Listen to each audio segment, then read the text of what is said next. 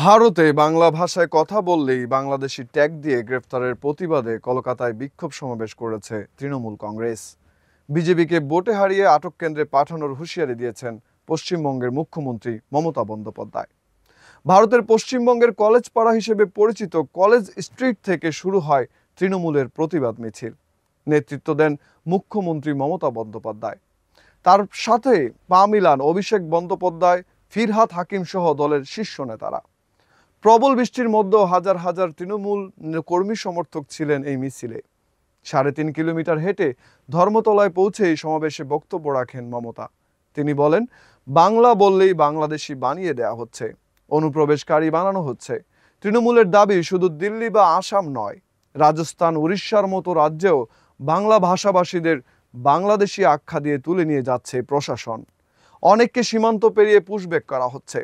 মমতা আরও বলেন, বিভাজনের রাজনীতি করে বিজেপি। দলটিকে মানুষ আটক কেন্দ্রে পাঠাবে বলে হুঁশিয়ারি দেন তিনি।